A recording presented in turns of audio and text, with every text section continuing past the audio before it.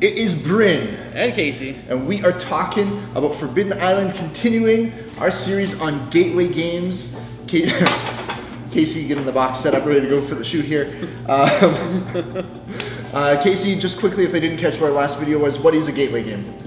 Gateway game is a game that's an easy to learn, easy to play game that's perfect for people who've only played classic games like Sorry, Monopoly, Risk, Clue, that introduces new mechanics and helps you branch out into the more complex game you have. So I highly recommend like these ones if you want to learn something new. Like I said, they're quick and easy to play, easy to learn, and then as you get used to some of these newer mechanics, then you're like, oh, well, I want to play this more complex game like the thing at Outpost 31. And so what are some new mechanics that people might deal with as they're starting to jump and transition into more complex games? A lot of old games are based on roll and moves and have a lot of player elimination. A lot of new games try to eliminate player elimination so no one's left sitting out. A lot less luck dependent by reducing the amount of like rolling dice to dictate your actions, using more action point systems so everyone has the same chance to do something on their turn. So if you're trying to convince a group of buddies to come in and play board games and they don't want to because they get knocked out the first 5 minutes of Risk and then the game goes on for 4 hours, this would be a good reason to come in. Yeah. Especially this one, Forbidden Island, because this is a cooperative game where all the players are working together to beat the game itself rather than beating each other. Too bad. Well, you couldn't beat me at Jenga, so you might as well team up. Whoa. So this is designed by Matt Leacock, who made Pandemic, another fantastic cooperative game, which we'll be doing a video about. This one's a little bit easier. Quick setup, comes in a nice tin. This plays 2 to 4 players, and the goal of the game is we are on an island that is slowly sinking. So A forbidden island? A forbidden island. Okay. That is slowly sinking. So we are trying to maneuver around collecting treasure cards that allow us to collect these treasures and then get to Fool's Landing, which is where a helicopter is, and take off. Okay. And then if we can complete that, then we win. We can lose if the locations that has the treasures end up sinking into the abyss, or if one of us sink into the abyss, or if the helicopter sinks into the abyss. So that would be bad. And so as the game goes, there's this little danger level thing here. We're playing on normal difficulty, but then it'll slowly go up, so the island will start sinking faster the longer we play. Okay. So once one of the treasures sinks, it's game over? Yeah. Okay. So we do have options on our turn where we can, it's called shoring up, where if a tile sinks, you can go next to it and raise it out of the water. Shoring up? Yeah, Okay. Shoring up. Yeah. To bring forth to the shore. So we'll just go over how to play quick. Like I Okay. said, it's an easy to play game. Basically, when you start, there is 6 roll cards. Each roll has its own unique action, and you'll shuffle them up and deal 1 at random to each player. So I'm going to do that one, and I'll do this one. Okay. Explorer. Spread as Explorer, I'm the diver. We'll take our associated colored pawns, and then to start off, shows you each tile has where they start. So I'm going to start at the Iron Gate, and you are starting at the Copper Gate. So I'm starting over here because of this guy? Yeah, a little pawn at the bottom part there. Okay. So that goes on. Maybe these two, because they got the order actions on the back. Okay. But so, we also get 2 of these. So these are treasure cards. And once you got them, you can put them face up in front of you. And so the way we collect the treasure, at the start of the game, we'll shuffle that one back in. Okay. Perfect. Okay. So, what we're trying to do is maneuver around, collecting cards, and getting a set of 4 of a treasure card, and then going to the space on the island that has the treasure that matches the cards we have, trading our cards, add the treasure to our collection. Okay.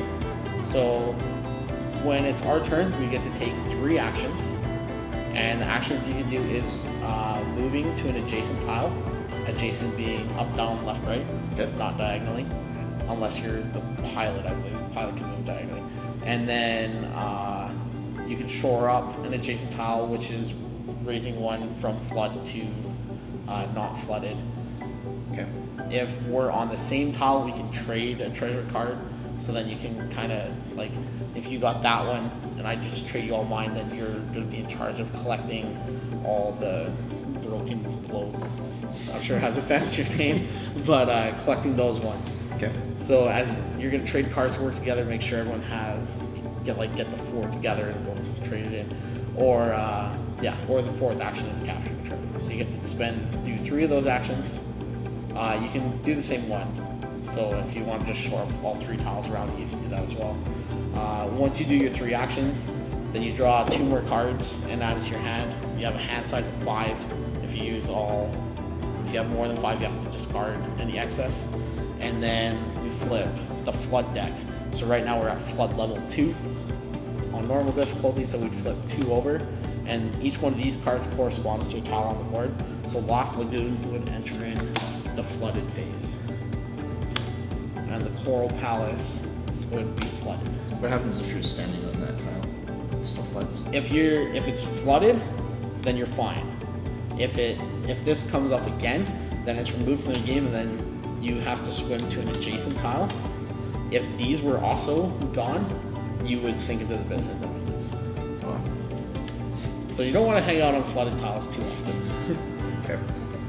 And then, so that's basically how it goes. So we can go through quick snap the turn. We won't play the full game, but we'll see how bad things can get. Okay. So I'll start. Your first turn's not really going to be doing too much. Basically, I'm just going to move the next to you, and we'll call that done. Okay. So I'll draw 2 more treasure cards. There's action cards that you can play at any time. So I have this one that helicopter lift, move 1 or more pawns on the same tile to any other tile.